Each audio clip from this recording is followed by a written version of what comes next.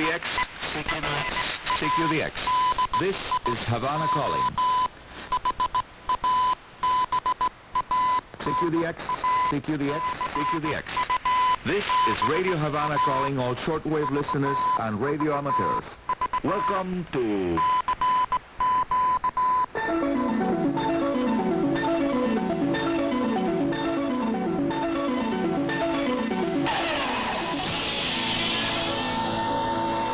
DXers Unlimited, Radio Havana's weekly feature dedicated to the fascinating world of radio communications.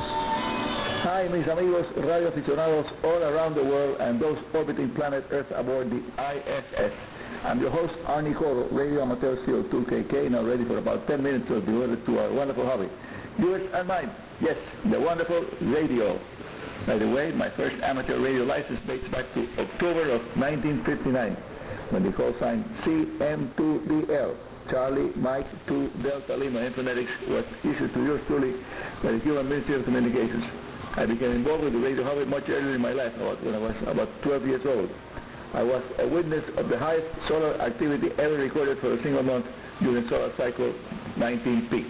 Having spent a bit more than 60 years playing with radios as simple and fascinating as a Havana detector, diode detector radio, and as sophisticated as one of the latest versions of the so-called software-defined radios, or SDRs, as they are popularly known, all I can say is that I enjoy this hobby a lot.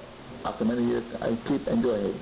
Although I did not have a ham radio license during the peak year of cycle 1957-58, it was possible for me to operate a ham radio station as a second operator, stationed by a friend of mine, who kindly let me go to his home early morning and stay in there until supper time, enjoying the absolutely amazing propagation of the phenomenal cycle activity 19 produced. We kept a day-to-day record of the audio coming across the Atlantic from the BBC British Television, BBC Television Channel 1, 41 and 45 megahertz, that signal crossed the Atlantic via the highly ionized F2 layers for several hours every day. It was everyday visitor on the Hamilton 40 megahertz radio and the converter. The International Geophysical Year was centered on 1957, but actually took place between 1956 through 1958. It was very fruitful for geophysicists. The propagation conditions all around us more than 60 years have been a complete menu of ups and downs. It is good to recognize that the radio licensing authorities, with gentle persuasion of the amateur radio associations of virtually all the nations around the world, gathered at the International Amateur Radio Union, IARU, have had the wisdom to make sure that we had frequency allocations virtually throughout the radio spectrum, with the most recent additions on the 8 meters, also 630 meters, and 492 to 497, that's 630 meters, and the 60 meters band at 5 megahertz now. Things are going very nicely for amateurs. Now, some of us radio amateurs that do enjoy a lot QRP or low power transmitter operations are able to operate running powers between 5 and 100 milliwatts, really, really low power, and it's amazing to see how far it can work when propagation conditions are good.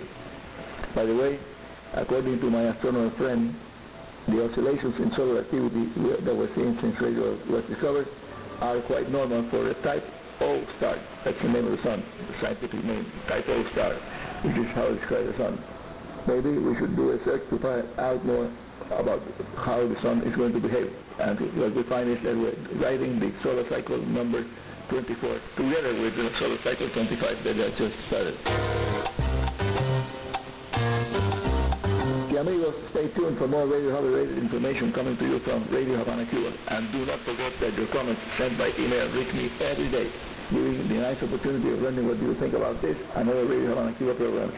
Your suggestions and ideas are certainly most welcome at info.rhc@enet.cu. Again, that's the email address, info.rhc@enet.cu. I'll say it solely in phonetics.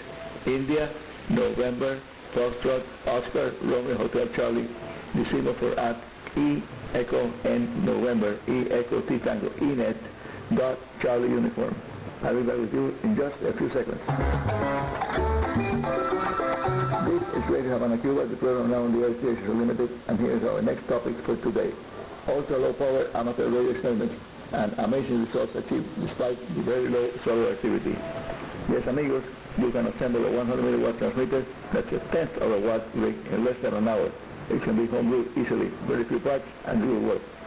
The ultra low power, or QRPP, that's QRPP, transmitters must be crystal controlled to keep them as simple as possible, easy to assemble, and you should fit it with an antenna tuner connected that will make possible to use the rig with your antenna tuner or directly with one of your antennas.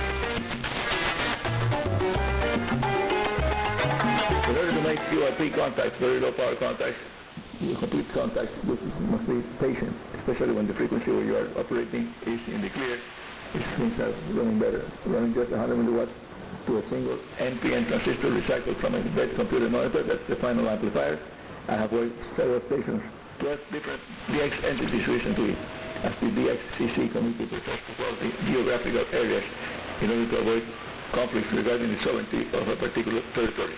DX-CC entities, they are known now. The low power rig is usually heard on 20 meters, frequency 14060 kilohertz. The weekend edition of DXers Unlimited, and wishing you success with sporadically layered clouds that are opening up the 12, 10, and 6 meter bands for nice DX E-skip, wonderful E-skip now in progress. And that's all for today. This is Arnie Coro, Radio Amateur CO2KK, your host here at Radio Havana's DXers Unlimited, saying 73 and very good DX. Thanks, home. Arnie Coro with DXers Unlimited, heard twice a week, on the weekends and the midweek edition right here on Radio Havana Cuba.